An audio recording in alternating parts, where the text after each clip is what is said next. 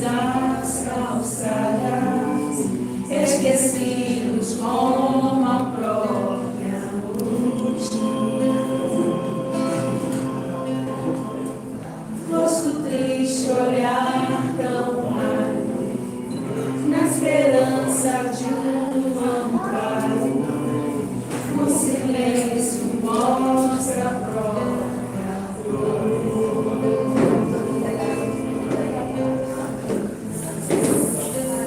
Sem perceber,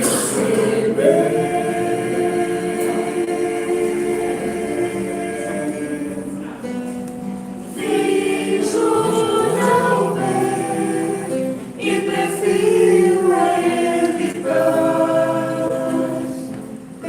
Preciso ter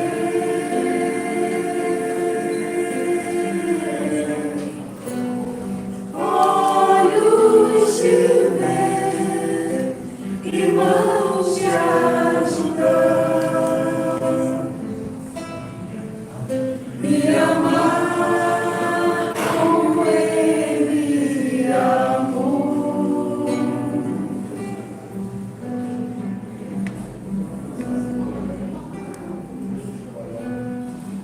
Pés descalços, mãos marcadas, Jesus Cristo nas calçadas, esquecido como a própria noite. Rosto triste, olhar tão raro, na esperança de um amparo, o silêncio mostra a própria dor.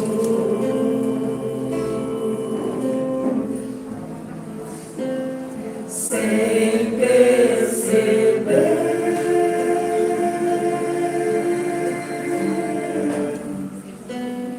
finjo não ver e prefiro evitar.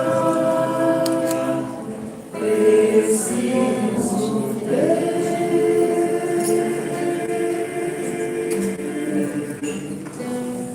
olhos de ver e mãos de ajudar, e amar como ele amou.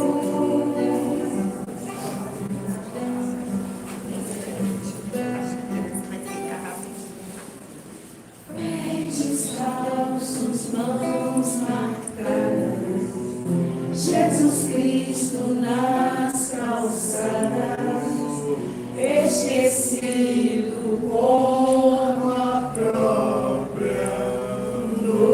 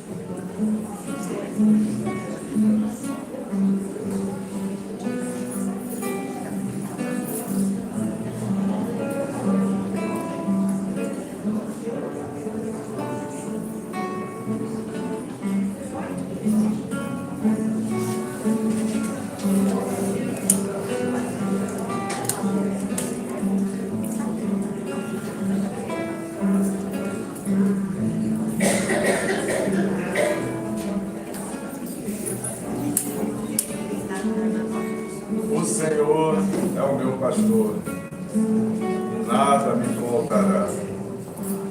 Deitar-me faz em verdes pastos, guia-me mansamente a águas tranquilas. Refrigera minha alma, Senhor. Guia-me pelas veredas da justiça, por amor ao teu nome. Ainda que eu andasse pelo vale da sombra da morte, não temeria mal algum, porque tu estás comigo. A tua vara e o teu cajado me consolam. Preparas uma mesa perante mim, na presença dos meus inimigos. Unge minha cabeça com óleo, e meu cálice transborda. E certamente que a bondade e a misericórdia me seguirão por todos os dias da minha vida, e habitarei na casa do Senhor por longos e longos dias.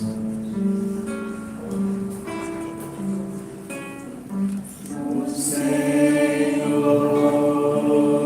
é o meu pastor, nada me faltará. O Senhor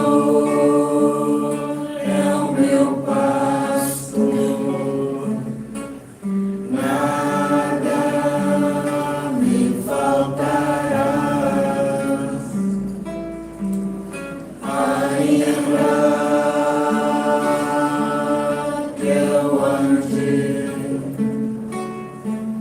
pelo vale da sombra da morte, ainda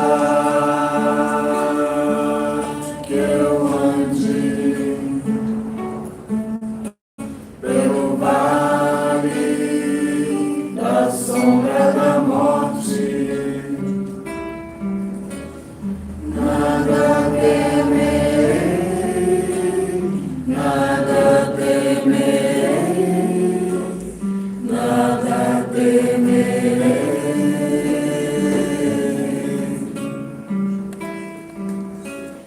Nada temerei, nada temerei, nada temerei.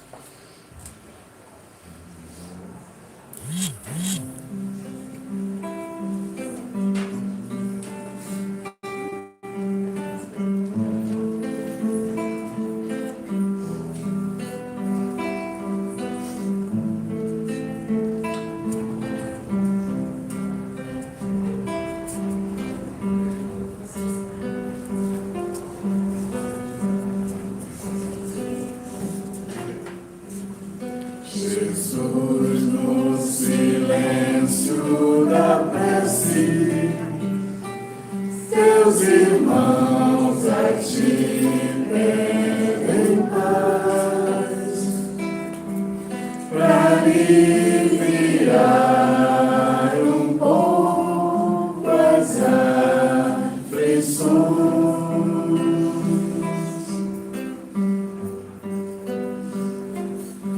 Senhor, enxugai nosso pranto, precisamos do teu amor e sentir tua presença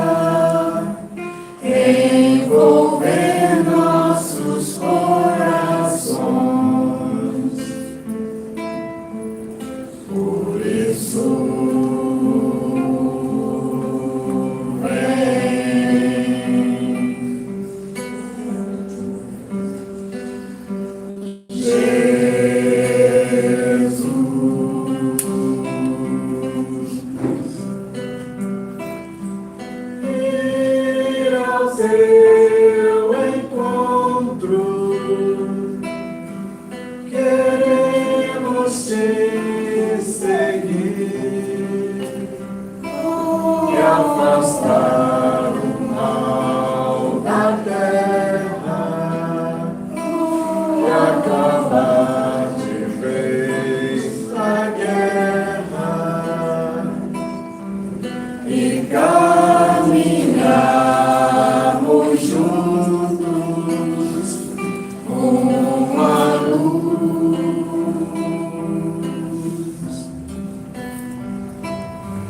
Ir ao teu encontro, queremos te seguir e afastar o mal da terra e acabar de vez a guerra e caminharmos juntos.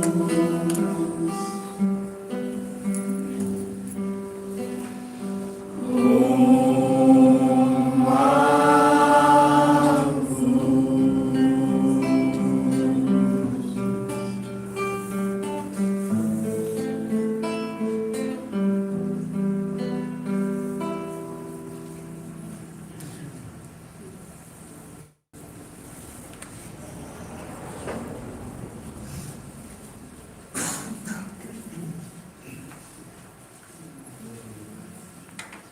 E agora é hora dela. Todo mundo afiadinho? Juntos, hein?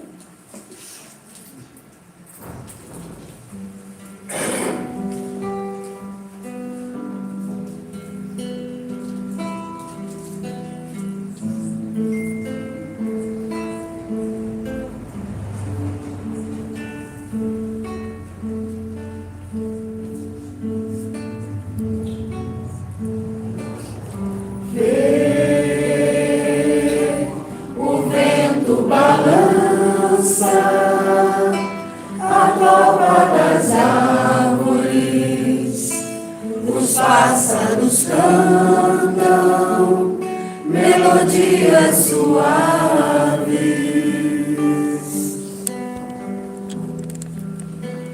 só pra aliviar nossa dor.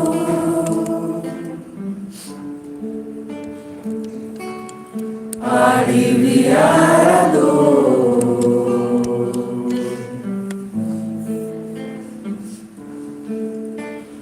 Vê quanta perseverança uma prece alcança, os espíritos cantam canções de esperança.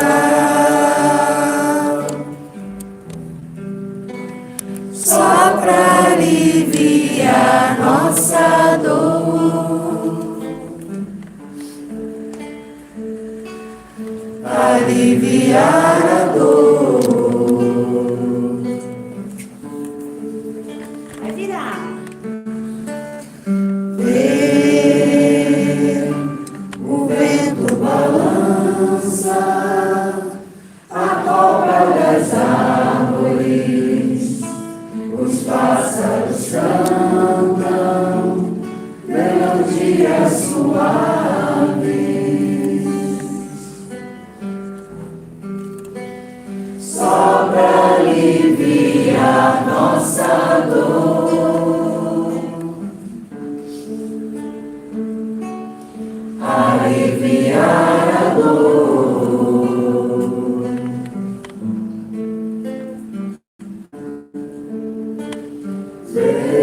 Vês quanta perseverança uma prece alcança, os espíritos cantam canção de esperança.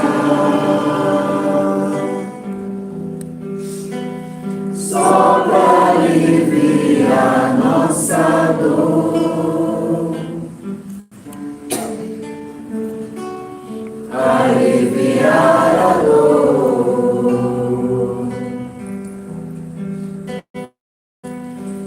só para aliviar nossa dor. Bem bonito para encerrar, hein?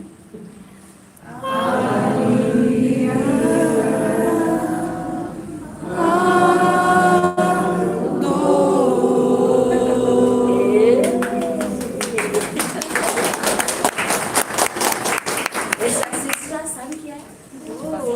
Amanhã a gente tá. Amanhã, Alexandre.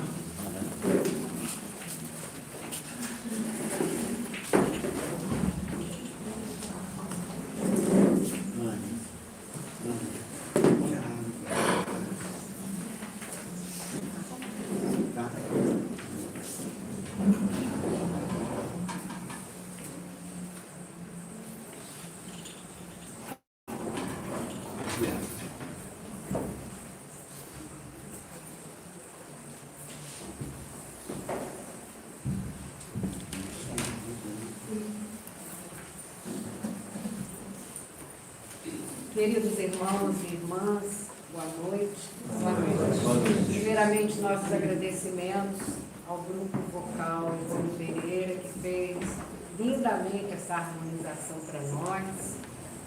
E agora sim, eu posso dizer, sejam todos bem-vindos ao Lar Meimei, que nos acolhe nessa Semana Espírita.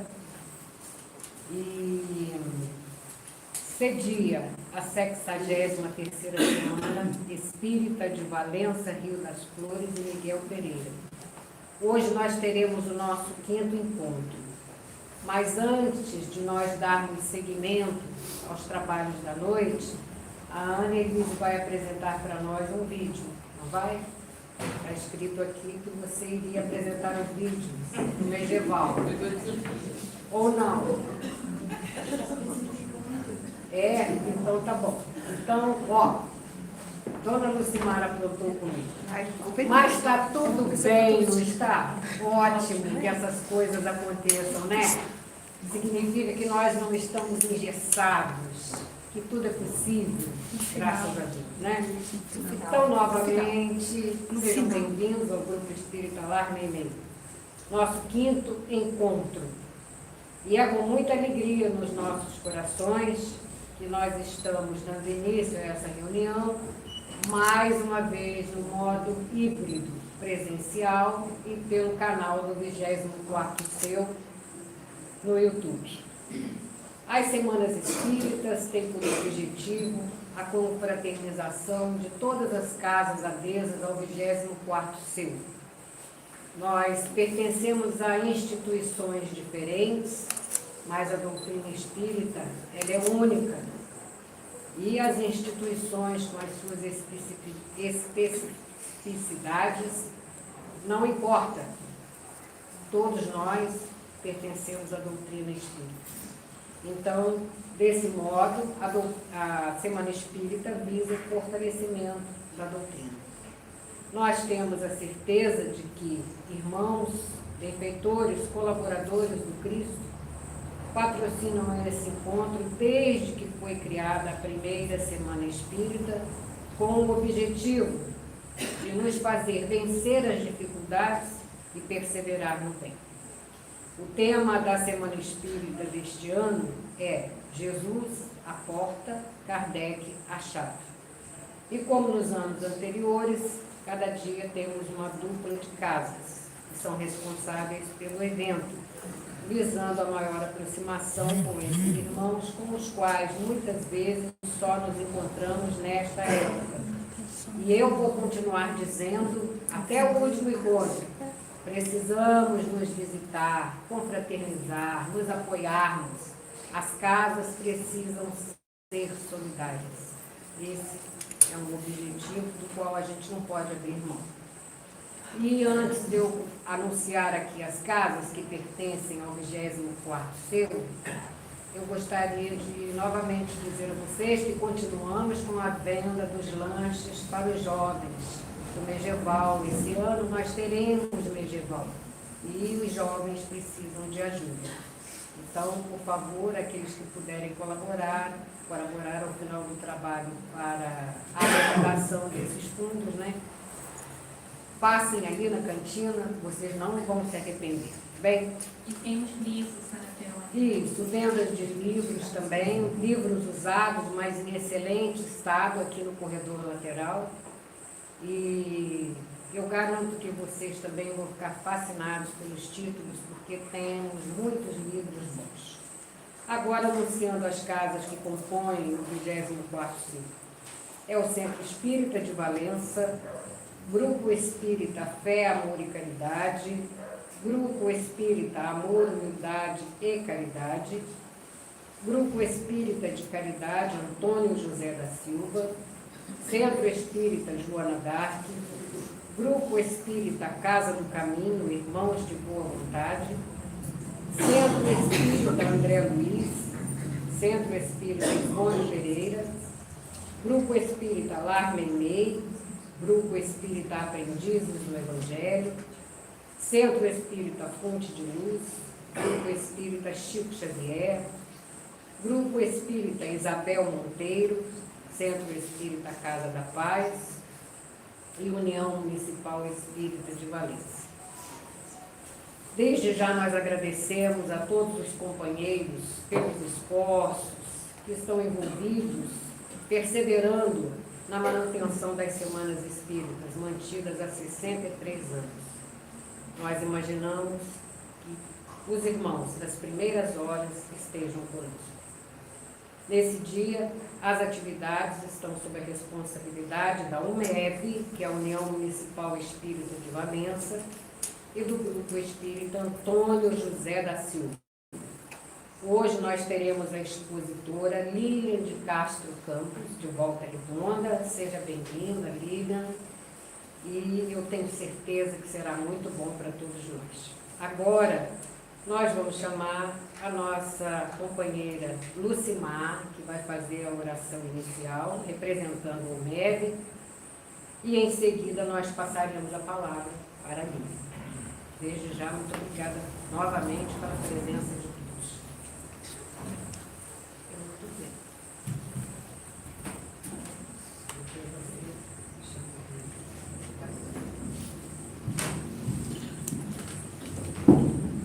Nesse instante, só nos resta agradecer por todo o envolvimento já recebido desde o momento que nós entramos nessa casa de oração, com músicas que tocaram nossos corações.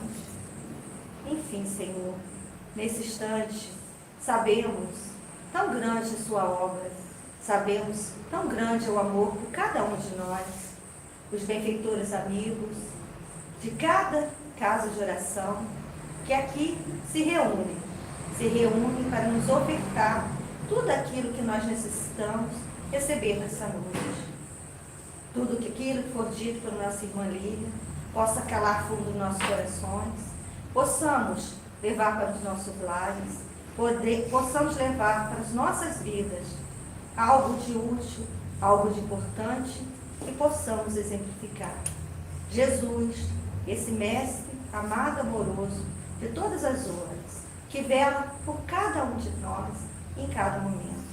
Meimei, a patrona espiritual deste lar, o Lar Meimei, que ela nesse instante possa derramar sobre cada um fluidos positivos.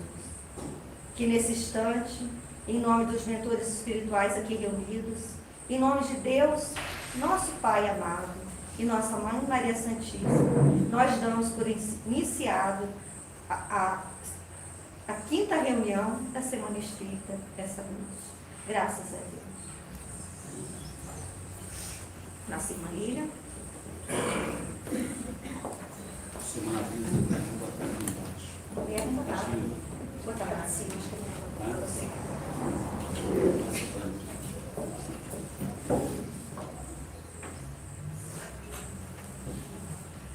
Uma boa noite a todos. Boa noite.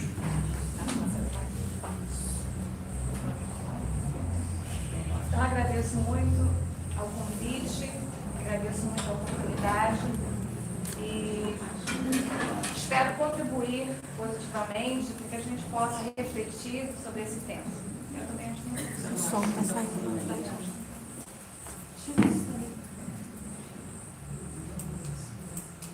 Alô? Alô?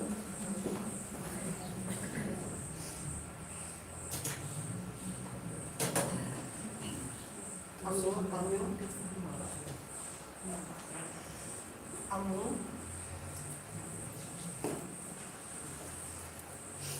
Alô?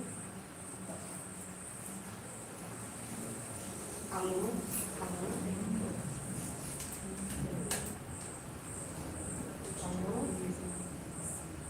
Alô?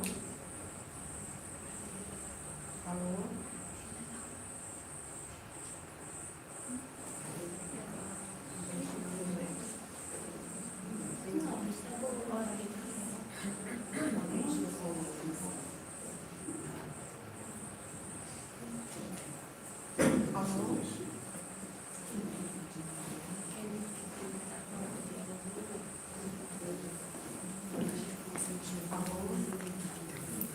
Aí, você microfone.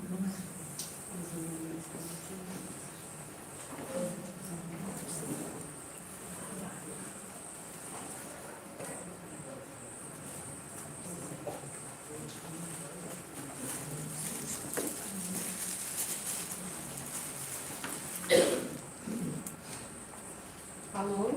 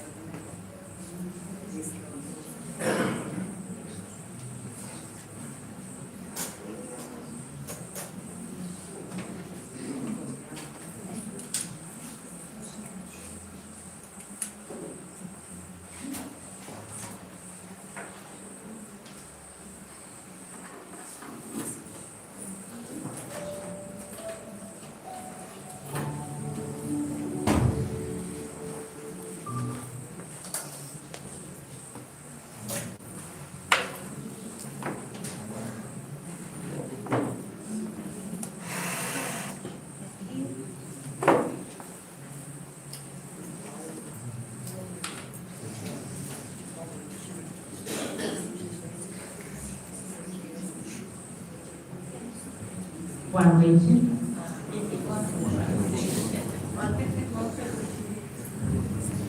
Vou até dar boa noite de novo, então. Boa noite.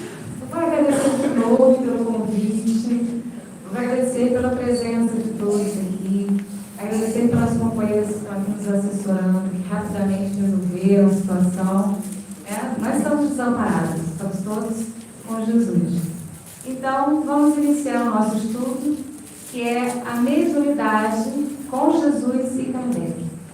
Então, a primeira reflexão que nós devemos fazer em torno desse tema é que nós somos espíritos, somos seres interessenciais, somos seres espirituais, vivendo uma experiência material, uma experiência física.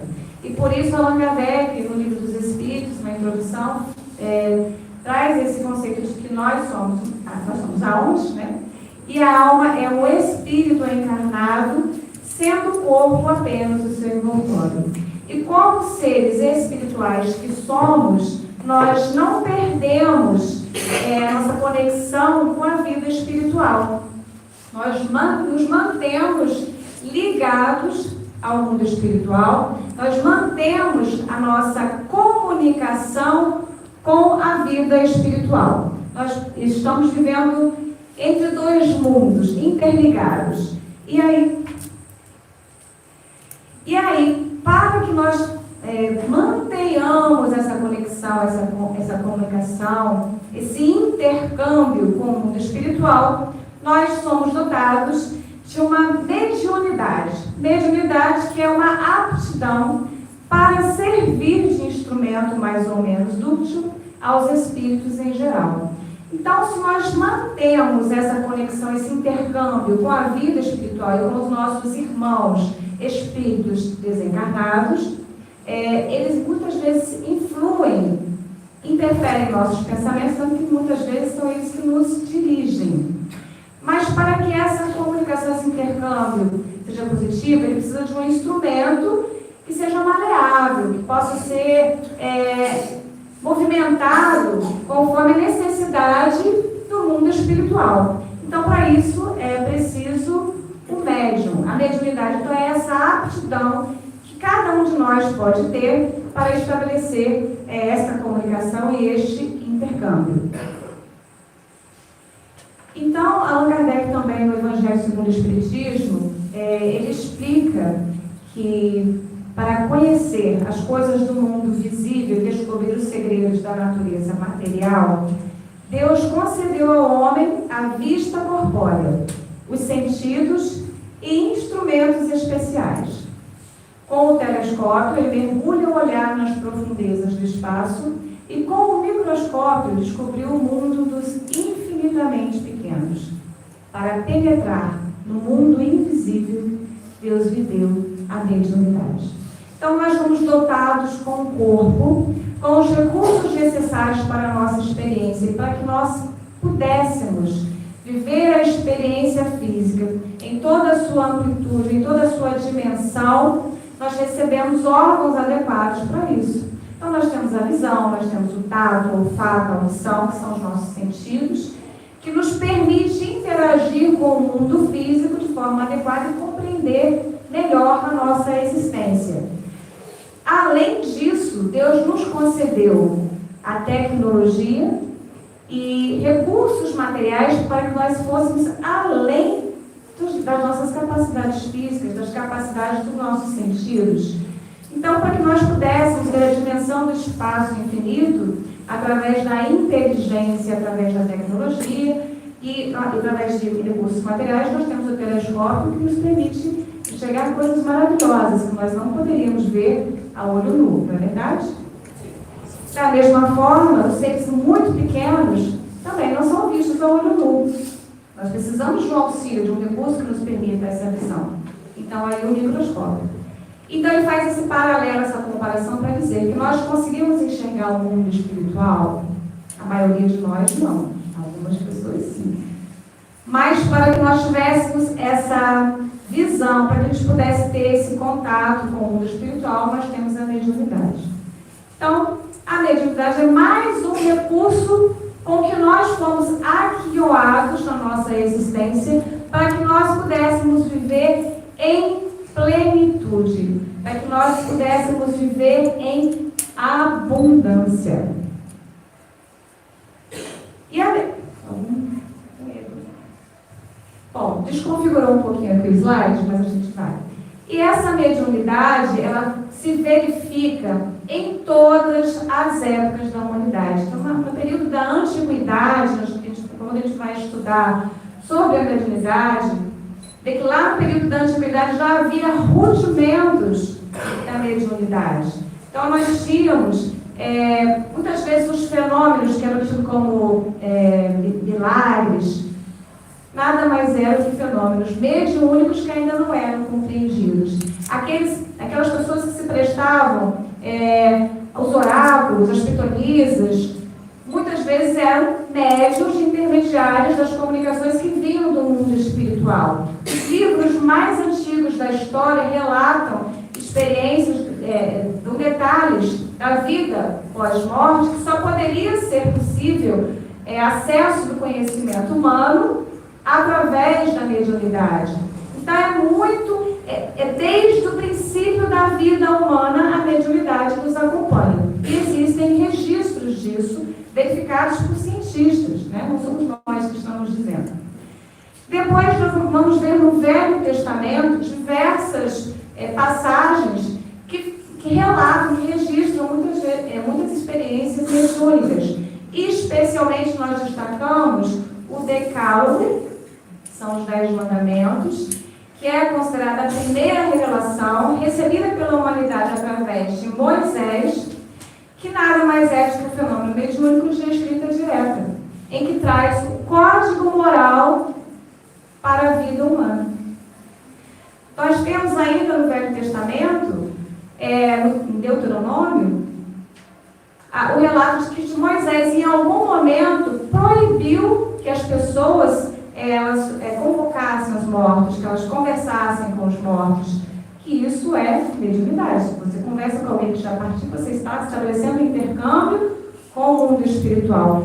E se foi necessário proibir, é porque essa experiência era possível e era praticada com regularidade, com frequência. E nós temos ainda, na profecia de Joel, que fala: os vossos velhos terão sonhos, vossos jovens profetizarão. Isso depois foi reafirmado por Paulo. Isso já era uma afirmação de fenômenos mediúnicos que eles já conheciam. Então, não foi uma novidade, vamos dizer, a mediunidade. Ela já tem registros bem recuados. E nós vamos ter o ápice da mediunidade durante a vida de Jesus, que é o Evangelho. E nós vamos destacar dentre todos aqueles fenômenos, especialmente o da transfiguração, que foi o momento em que Jesus se ilumina amplamente a ponto de cegar os discípulos que estavam presentes, e ao lado dele a aparição de Moisés e Elias, que já haviam desencarnado. Então esse fenômeno, essa aparição é um fenômeno mediúnico. E depois o Pentecostes, quando numa festa em que haviam muitas pessoas, relatam que começaram os discípulos a explicar, a divulgar o Evangelho para cada uma pessoa, de acordo com a sua língua, falar em línguas diferentes, que eles não dominavam. As pessoas relatam línguas como se fossem línguas de fogo que apareciam do céu. Enfim, diversos fenômenos mediúnicos.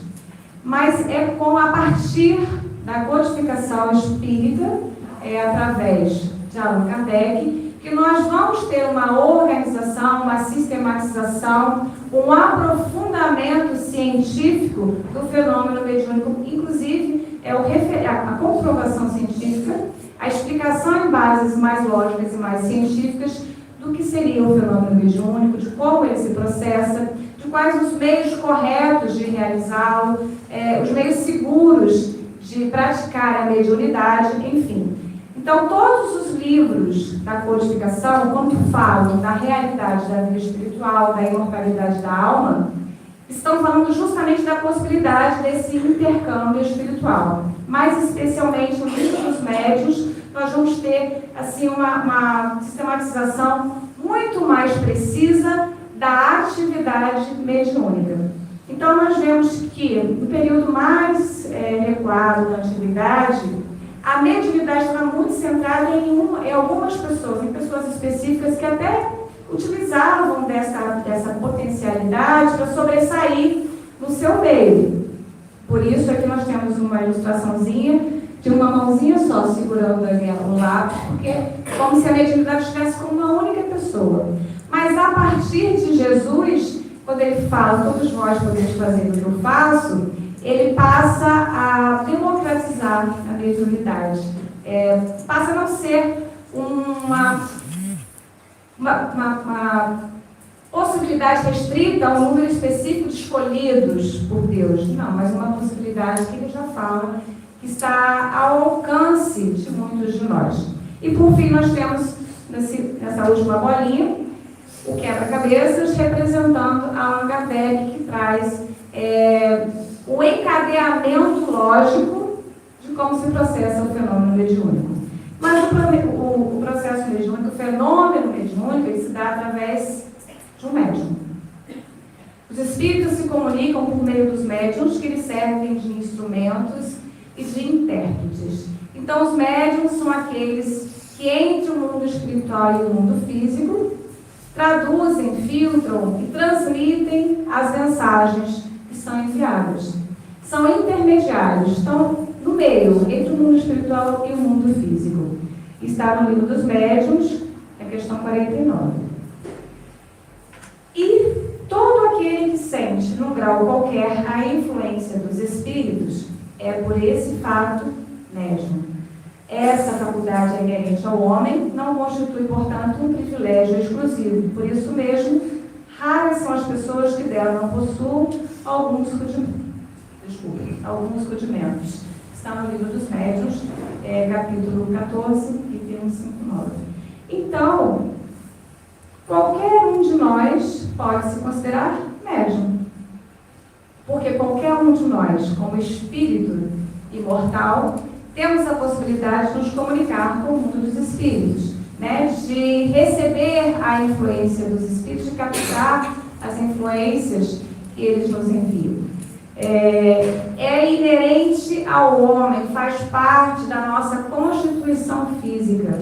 Alguns estudos vão aprofundar um pouco mais sobre a glândula pineal, mas endossando cientificamente que faz parte da nossa constituição orgânica, da nossa constituição física, está ao alcance de qualquer um de nós. Não é um privilégio exclusivo de escolhidos, de iniciados, de alguém que já alcançou um grande avanço moral. Não, faz parte de cada um de nós, inclusive faz parte das nossas experiências. De modo que a maior parte de nós tem, no mínimo, algum rudimento, aquela intuição mais aprofundada, às vezes algum sonho. Às vezes eu sonhei com uma criança e logo aparece alguém grávida, né? Grávida. É uma intuição, muitas vezes é um rudimento da mediunidade. Aquela intuição, eu acho que hoje não é um bom dia para se fazer isso. Depois vem saber que ocorreu um acidente, alguma coisa grave. Então já é uma intuição, já era um rudimento da mediunidade. Então, todos nós podemos nos considerar médium de alguma forma, né? Na medida em que temos todos essa possibilidade de nos comunicar com o mundo espiritual. Entretanto,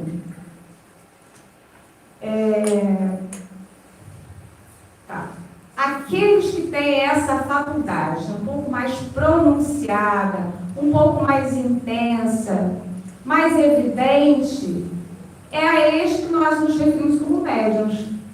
Porque a maioria de nós às vezes não sente nada. É um evento, um ou outro, durante toda uma existência. Mas existem aquelas pessoas que estão em constante intercâmbio com o mundo espiritual, de maneira que tem até uma dificuldade de distinguir o plano físico do plano espiritual. Eu gosto de falar do conto do Divaldo, que ele via os espíritos como se estivéssemos vendo aqui.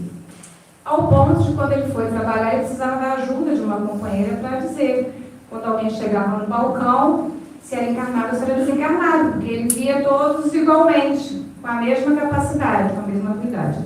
Então, todos nós podemos nos considerar médiuns, na medida em que temos essa possibilidade. Entretanto, alguns têm essa faculdade mais pronunciada, mais evidente, e por isso se destacam, a gente se refere a eles mais comumente como os médiuns.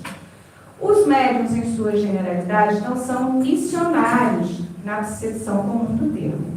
São almas que fracassaram desastrosamente, que contrariaram sobremaneira o curso das leis divinas e que resgatam, sob o peso de severos compromissos e limitadas responsabilidades, o passado obscuro e delituoso. Essa é uma afirmação de Emmanuel no livro do mesmo nome.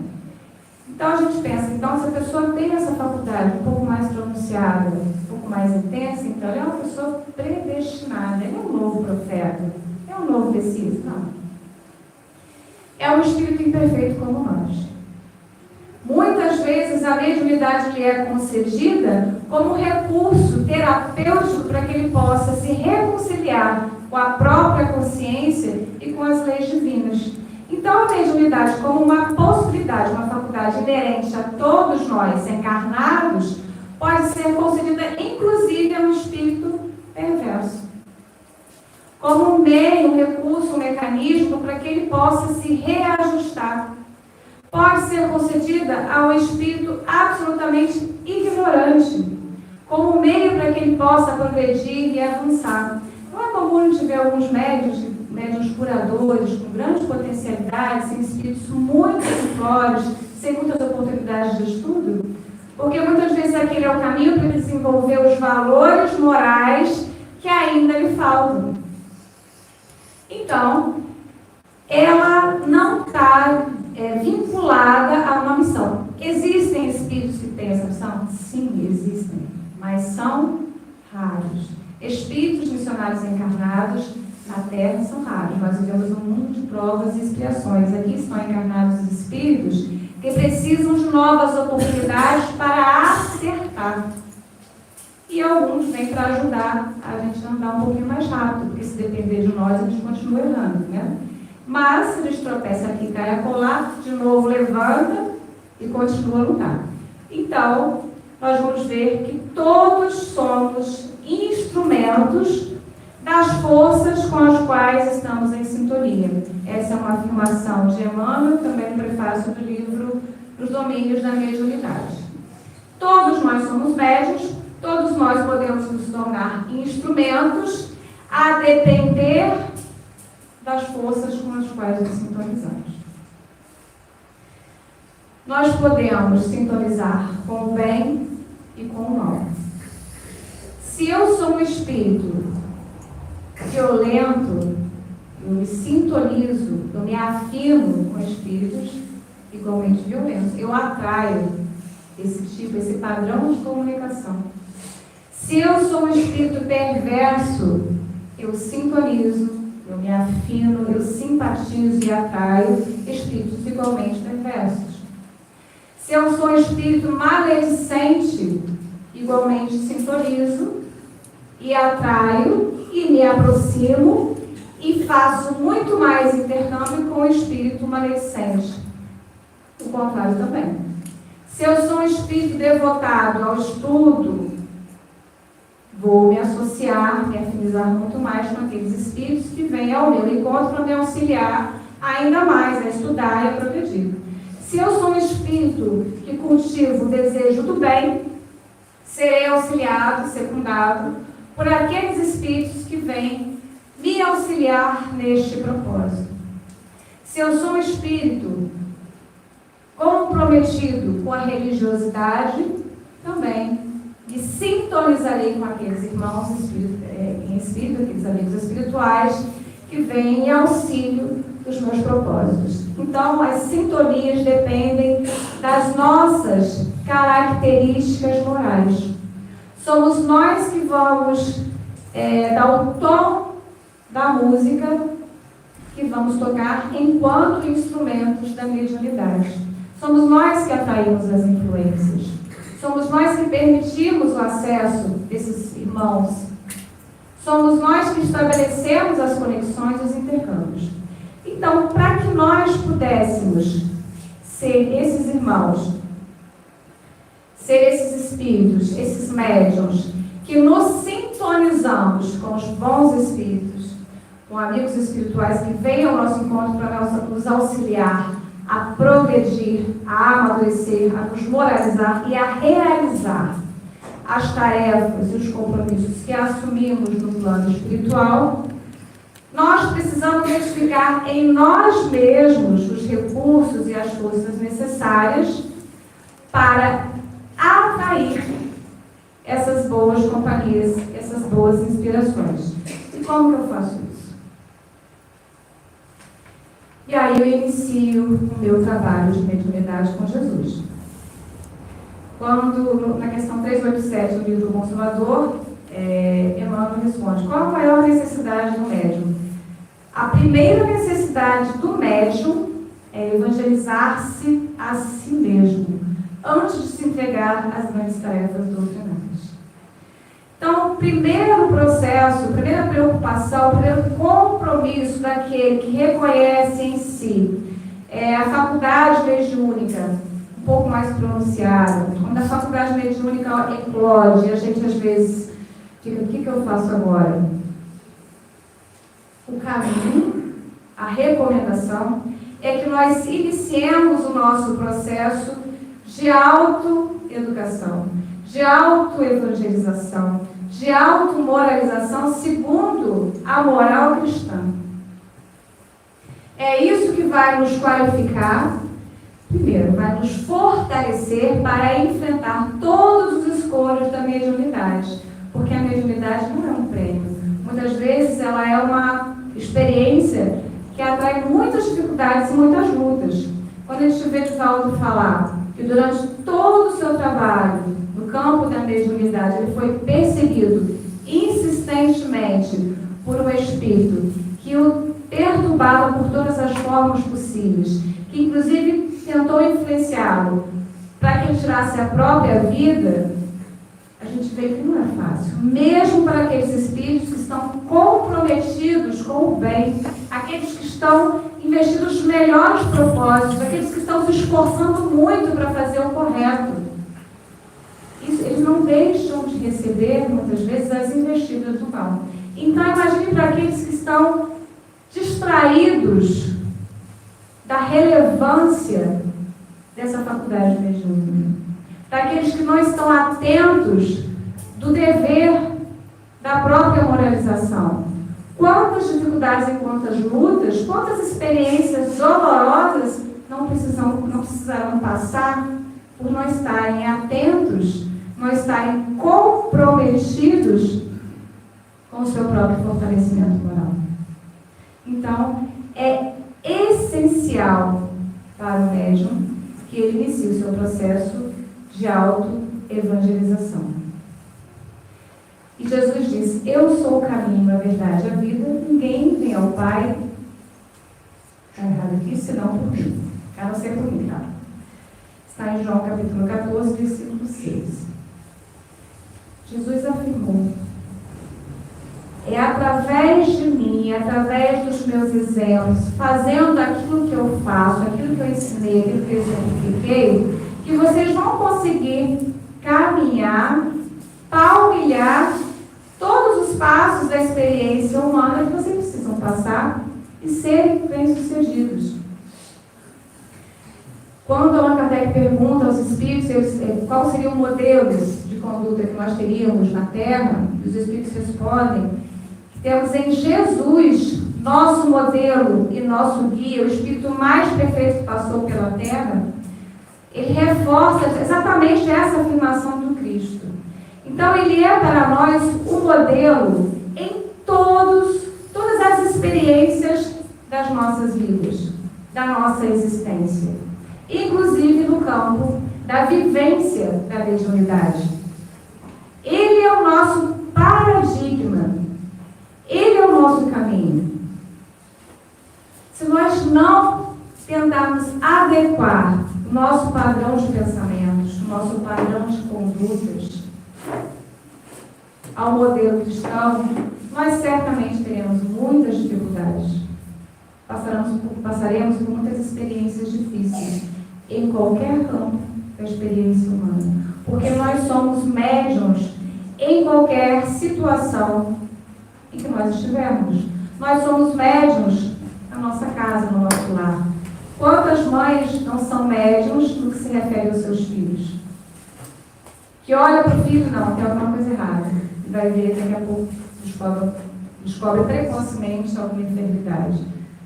E os médicos ficam: mas como você descobriu? É impossível, sem assistência médica, você ter descoberto essa doença. O que explica isso? Nós somos médiuns no nosso trabalho. Quando chega alguém com um problema, às vezes a pessoa está muito desequilibrada e você, no seu atendimento, percebe alguma coisa além do que ela estava dizendo, está causando todo esse desequilíbrio. E à medida que você começa a conversar com aquela pessoa, descobre qual é a razão do problema e aí sim consegue encaminhar corretamente. O que explica isso? Senão a inspiração do alto, que nada mais é uma das maneiras de exercício da mediunidade. Nós somos médiuns em todos os momentos, em todos os espaços. No trânsito nós somos médiuns. E em todos esses lugares nós somos chamados à vivência da mediunidade conforme a moral cristã.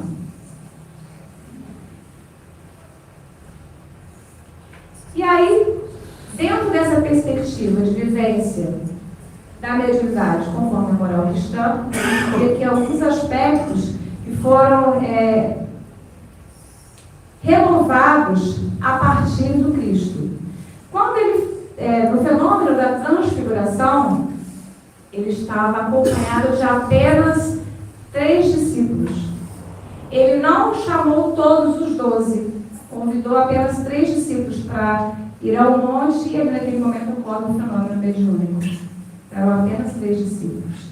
E ao fim ele diz, não conte por enquanto para mais ninguém. Reserva, sigilo. Mas depois do fenômeno do Pentecostes, isso foi conhecido de todos os povos, porque as pessoas começaram a comentar, né? Não tinha na internet, né? Mas certamente tinha alguém que gostava de comentar os fatos. Então, foi espalhando aquela notícia, ela se tornou conhecida de todos os povos. Então, ele traz essa universalidade da vivência da experiência mediúnica. Não é mais algo privativo dos iniciados, dos escolhidos, não. É uma experiência humana, ao alcance de todos, e que deve ser conhecida por todos. Depois ele fala, na passagem em que apresentam a Jesus um rapaz que estava em desequilíbrio, e fala, olha, mas os discípulos não conseguiram ajudar. E Jesus vai lá e resolve e afasta ali alguns irmãos que estavam obsidiando o rapaz. E os discípulos perguntam, mas por que nós não conseguimos fazer isso? Ele fala, porque vocês têm pouca fé. Porque se tivessem a fé do tamanho de um grão, muito bom, poderiam dizer para esse monte, vai daqui para lá, e ele faria. Porque é muito difícil a gente viver a experiência mediúnica sem essa confiança de que ela nos foi concedida por bondade de Deus. Que é mais um mecanismo divino ao nosso alcance para a nossa evolução. É muito difícil exercitar a mediunidade sem essa conexão íntima com o alto, com o nosso Pai.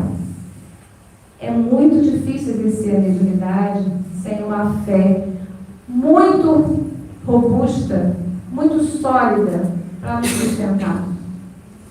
E a gente vê, os grandes médiuns que a gente tem conhecimento estão muito ligados à sua religiosidade, à sua fé, porque é isso que sustenta e garante o bom resultado dos seus esforços na prática mediúnica. Depois ele fala do desinteresse. Quando ele fala, dai gratuitamente, que gratuitamente recebeste, está falando justamente do desinteresse. Porque quando a prática mediúnica é corrompida pelo interesse pessoal, existe um desvio inadequado da finalidade da mediunidade. Porque ela nos foi concedida para o progresso, para o serviço, para a amorosidade, não para que a gente se enriqueça. E quando nós falamos de gratuidade, desinteresse, nós estamos falando de recompensa material. Porque existem ainda pessoas, médiuns, que cobram financeiramente, vamos dizer assim, pela sua contribuição mediúnica. Mas existem diversas outras formas, diversos outros mecanismos de sermos recompensados de alguma forma pelo exercício da faculdade mediúnica. Então, quando a pessoa ela deseja destaque em um grupo mediúnico, em uma casa espírita, na mídia, na internet, ela está exigindo uma recompensa. Ela quer um reconhecimento humano, que é like. E isso já é uma forma de esperar uma recompensa. Quando eu espero gratidão, não, você tem que ser. Hoje eu ouvi a minha amiga falando que a pessoa tem que ser grata. Se eu acho que a pessoa tem que ser grata a mim, porque eu sou médium, de alguma maneira eu estou esperando alguma forma de recompensa. Quando falamos de gratuidade, não estamos falando somente de recompensas materiais, financeiras, mas muitas vezes a recompensa da vaidade, do destaque. Isso também é uma espécie de cobrança que nós devemos evitar. O médium deve exercer a sua faculdade mediúnica de forma absolutamente desinteressada. a disciplina. Nessa mesma passagem em que Jesus socorre ao rapaz e fala que os discípulos não conseguiram ajudar porque não tinham uma fé suficientemente desenvolvida, e fala também naquela situação específica era necessário oração e jejum. Aí quando a gente pensa oração e jejum, então a pessoa deve ter uma dieta razoável ali para poder... Não. Ele fala de oração no sentido de educação do nosso campo mental, educação dos nossos pensamentos, de maneira que nós estejamos em constante sintonia com o alto. Porque nós não precisamos fazer oração de forma articulada. Nós estamos em constante oração na medida em que nós educamos o nosso pensamento. Educamos os nossos sentimentos, vigiamos os nossos pensamentos. E nós estamos em jejum quando nós nos abstemos dos pensamentos, das falas, das condutas, dos comportamentos que nos desviam do nosso alvo, que é a perfeição. Quando ele fala então oração e jejum, ele fala que exigia ali uma disciplina do nosso pensamento, existe uma disciplina de conduta necessária para que a gente venha a ter uma autoridade moral, uma força íntima necessária para auxiliar em alguns casos mais graves. Então ele traz a lição da disciplina, muito importante para o médico. Tão importante que quando Chico Xavier foi convidado à tarefa mediúnica, o Emmanuel disse que precisava de três requisitos. Qual era o primeiro? O segundo? Disciplina. Terceiro? Disciplina. Então era preciso muita disciplina.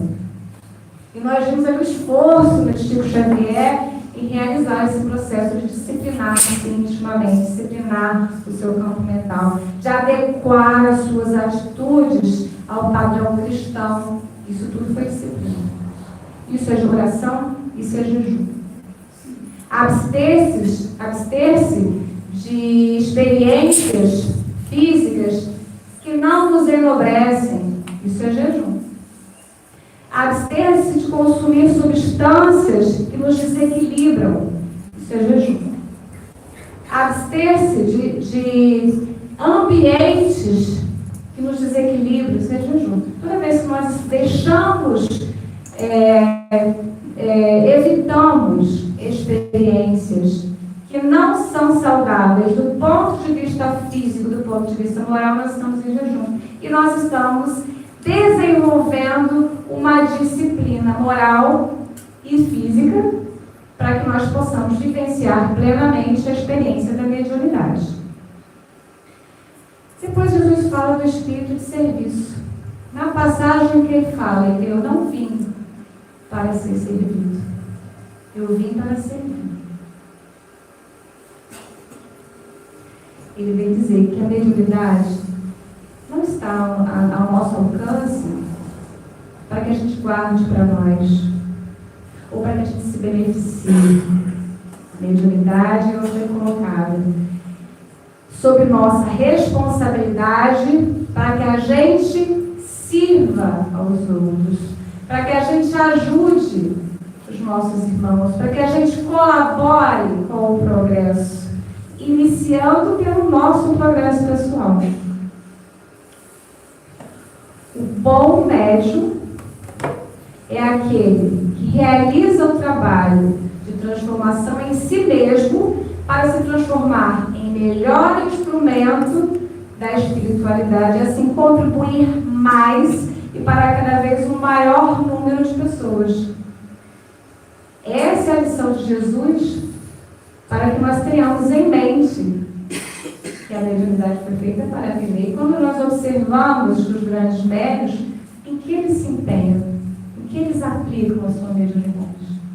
Para consolar corações, para instruir os homens, para motivar o progresso.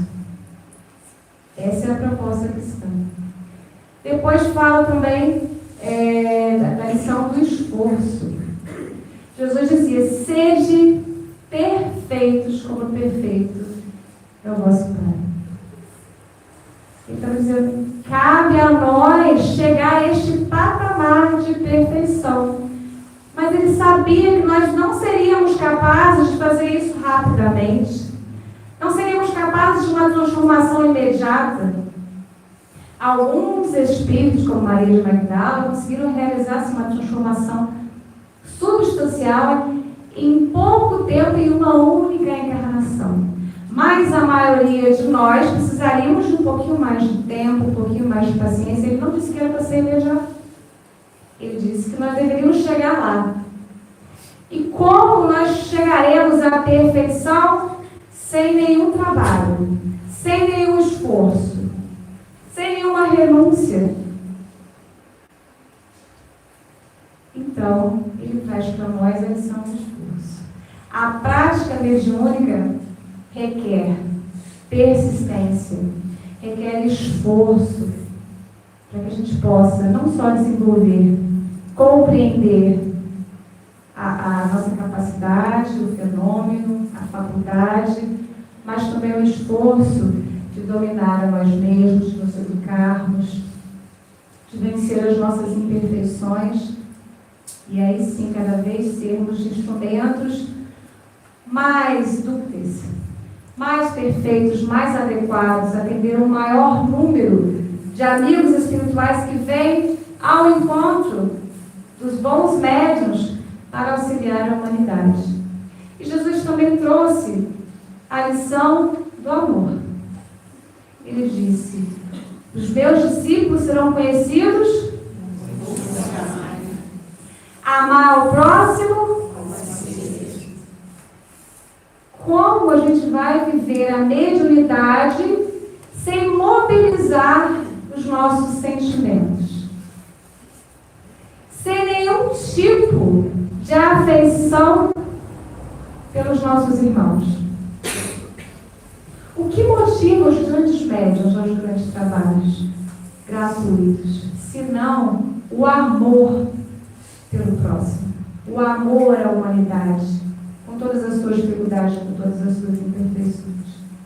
Então a mediunidade com Jesus, ela é praticada, ela é vivenciada, ela é exercida com extrema amorosidade por todos os nossos irmãos em humanidade. Quando através da mediunidade nós recebemos as lições da imortalidade da alma, da realidade da vida espiritual, é por infinito amor e misericórdia por cada um de nós, para que nós possamos viver as nossas existências com mais consciência, com mais responsabilidade, com mais compromisso, na certeza de que nós edificamos desde já a vida que nós vamos viver no mundo espiritual. E são os médiuns, os grandes portadores dessas mensagens, por amor a cada um de nós. Então a mediunidade, ela precisa ser exercida com amor. Mediunidade com Jesus exige de nós a ciência de que ela é universal, não é um privilégio. Ela não dispensa a fé. Ela não pode contar com o interesse pessoal, ela tem que ser desinteressada. Exige disciplina, exige um espírito de abnegação e serviço, exige um esforço de autotransformação, de autoevangelização e um profundo amor aos nossos irmãos e à humanidade. E aí nós vamos ver no livro Caminho, Verdade e Vida, falar de como foi assim, uma revolução no campo da mediunidade,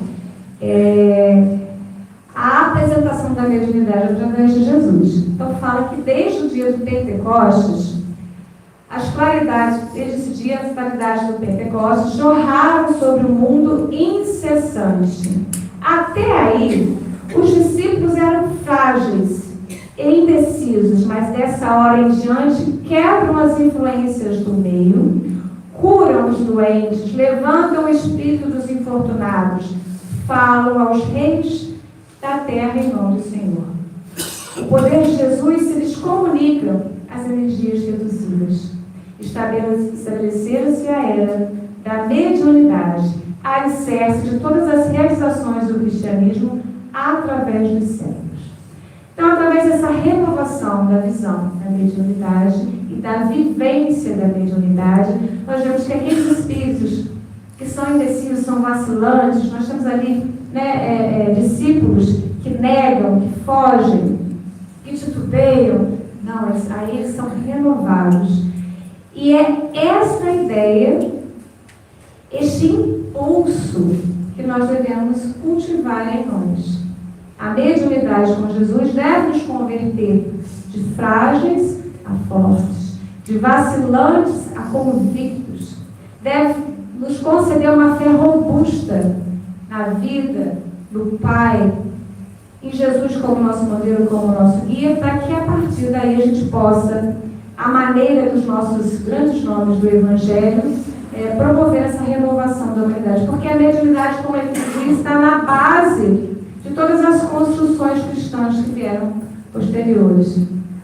Cada época teve o seu representante. E aqui nós destacamos o grande médium Paulo de Tarso, quando ele, depois de encontrar Jesus, iniciar o seu processo de evangelização, de se transformar intimamente, se transformar integralmente, pode dizer: já não sou eu quem vive, mas Cristo que vive em mim. Está na carta aos Gálatas, capítulo 2, versículo 20. Então, se Saulo de Tarso, aquele espírito violento, perseguidor dos cristãos, depois do encontro com Cristo, foi capaz de se transformar, de se auto-evangelizar, de seguir toda essa proposta transformadora do Cristo, ao ponto de Cristo viver nele, é porque isso é possível, está ao nosso alcance, talvez não tão rápido quanto Paulo, mas nós estamos nos esforçando. Essa é a nossa meta. Ah, mas eu não frequento uma reunião mediúnica. Não importa onde você está, você é médium. Se você realiza um intercâmbio com o mundo espiritual, você é médium. E você deve ser um bom médium onde você estiver. E aí, nós vamos ver a mediunidade com Kardec. Mas, ora, veja, foi o próprio Jesus que anunciou que a mediunidade passaria por novas transformações, quando ele diz que eu rogarei ao Pai e ele vos dará outro Consolador para que fique convosco para sempre. Está em João capítulo 14, versículo 16. Então Jesus fala: eu não pude falar tudo que eu precisava, não pude ser claro em tudo. Algumas verdades ainda precisam ser anunciadas, precisam ser desvendadas. E para isso, eu vos enviarei um outro Consolador. E vem o Espiritismo como Consolador prometido, resgatando as bases de todas as edificações cristãs, endossando toda a moral cristã, reconhecendo na moral cristã o nosso modelo absoluto de conduta. Ele vem desvendar os véus. Ele traz a vivência da mediunidade em bases mais lógicas, raciocinadas, para ampliar as nossas consciências, porque nós já aprendemos como fazer a partir de Jesus. Mas Kardec traz ainda uma outra perspectiva, quando ele amplia a nossa visão sobre a vida espiritual, e isso favorece uma vivência mais plena, não só da vida, mas como também como da mediunidade. E aí, Allan Kardec se deparou com os fenômenos mediúnicos numa experiência, numa condição em que a mediunidade foi reduzida à distração, à experimentação, a fenômenos, ele resgata a moral cristã e enxerga ali o viés moral.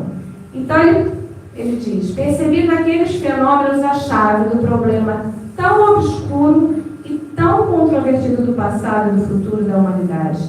A solução que eu procurara em toda a minha vida é, em suma, toda uma revolução nas ideias e nas crenças. Ele entrevê naqueles fenômenos mediúnicos uma revelação de grande importância para a humanidade. Então, se Moisés foi a primeira revelação, Jesus a segunda revelação, Allan Kardec é o portador da terceira revelação, quando traz, sem símbolos, sem alegorias, sem véus, a explicação, a dimensão da vida espiritual, da imortalidade da alma. E quando ele entrevê que existe ali algo além do fenômeno material, ele vislumbra uma base moral para os fenômenos mediúnicos, ele resgata toda a base cristã que deve nortear a vivência da mediunidade, e ela deixa de ser um artigo de fé religiosa e passa a ser uma experiência da consciência plena, raciocinada, humana. Porque Allan Kardec ele não se prendeu apenas ao aspecto religioso. Ele avançou e trouxe o aspecto filosófico e também científico. Então, ele aprofundou na pesquisa e no estudo da mediunidade para trazer as bases, as explicações, como que ela funciona, como ela se processa. Tudo isso Allan Kardec sistematizou e organizou para que nós tivéssemos uma vivência consciente da mediunidade. E eles falam: o bom médium não é, portanto, aquele que tem facilidade de comunicação, mas o que é simpático aos bons espíritos e só por eles é assistido. É neste sentido unicamente que a excelência das qualidades morais é de importância absoluta para a mediunidade. Então, o Evangelho segundo o Espiritismo. Então, se as qualidades morais são essenciais para a boa vivência e a boa prática mediúnica, ele está amparado na moral cristã. Então, a mediunidade com Kardec é uma mediunidade com Jesus. É uma mediunidade solidificada pela moral cristã e ampliada pela razão.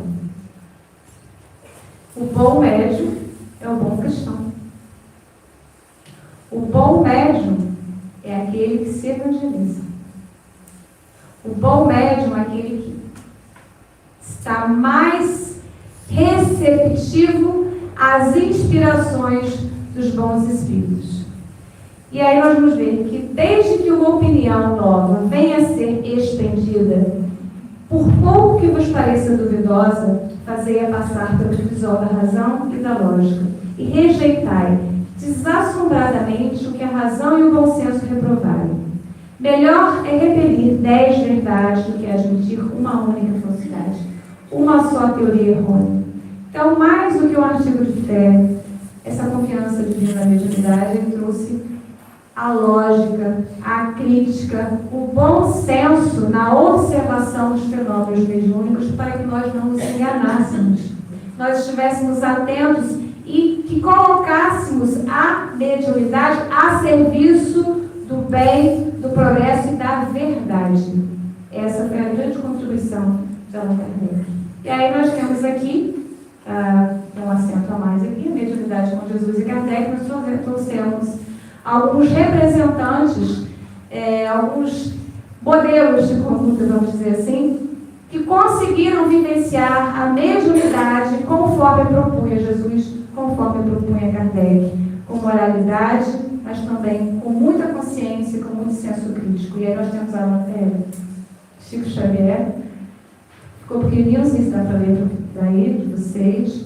Chico Xavier, que foi um médium, fantasma, um dos mais importantes expoentes do Espiritismo, escreveu mais de 450 livros psicografados para instruir e para impulsionar o progresso de cada um de nós.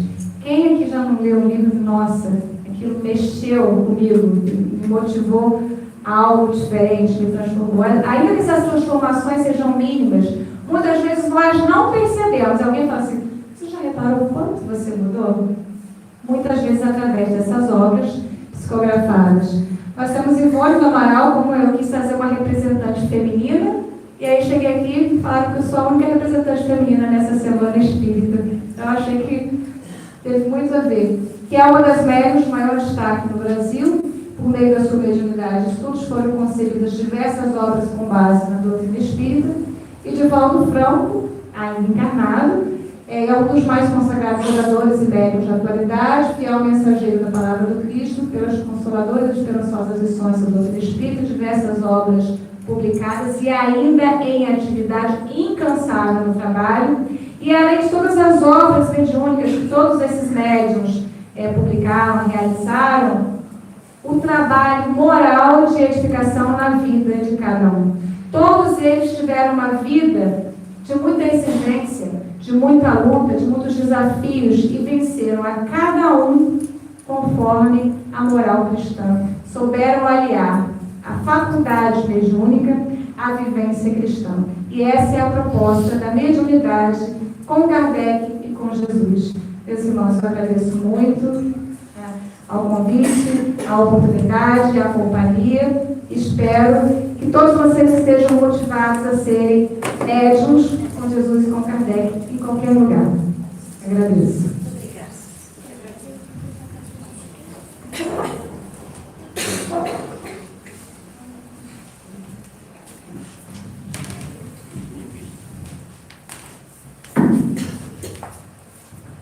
Os nossos agradecimentos a Lívia por esse lindo trabalho. Muito obrigada mesmo pela tua presença aqui conosco. Que você possa retornar em paz, em segurança, à Volta Redonda. E quem sabe, numa outra oportunidade, estar conosco novamente, né? Estamos muito felizes em ter você aqui. Agora, antes de passarmos a palavra para quem vai proferir a prece final, nós gostaríamos de relembrar a venda dos lanches, a venda dos livros. Tem uma causa justa para os jovens do medieval.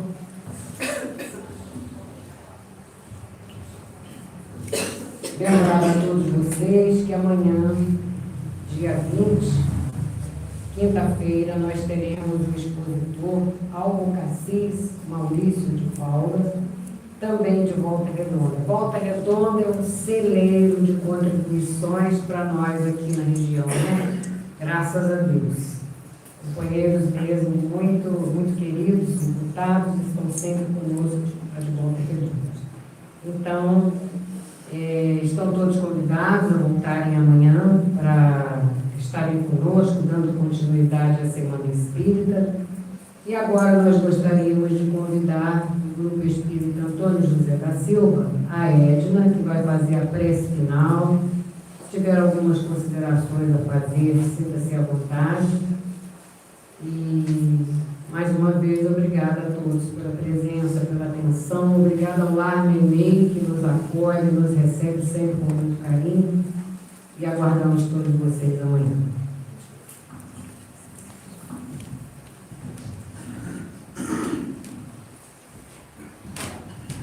Vamos nos conectar com Deus. Vamos fechar os nossos olhos. Vamos agradecer a Jesus, o nosso bom amigo, que está sempre ao nosso lado, para nos acalentar como crianças que nós sempre seremos. E que esse banquete espiritual ao qual nos foi ofertado nessa noite, que nós possamos levar e distribuí-los a quem precisar, enxugando lágrimas, abraçando, praticando a nossa caridade de amor, de esperança. Que essa semente que foi plantada aqui nessa noite, que elas sejam transformadas em flores perfumadas, coloridas, para todos nós, para nós possamos acreditar que não estamos sós, mesmo em lágrimas, meus irmãos, nós possamos sorrir e abraçar aquele irmão necessitado e carente de amor, de afeto e de esperança. Com a certeza que Jesus nos espera no mais além, eu agradeço a oportunidade de servir e de não ser servido. Que todos nós saímos daqui melhor do que nós chegamos. Que o que nós viemos buscar, nós possamos levar esperança, amor, sabedoria e caridade no nosso coração. Que nós tenhamos uma boa noite de paz, uma noite de esperança. Que não desistimos dos ensinamentos de Kardec. Uma boa noite a todos. Muita paz a todos. Graças a Deus.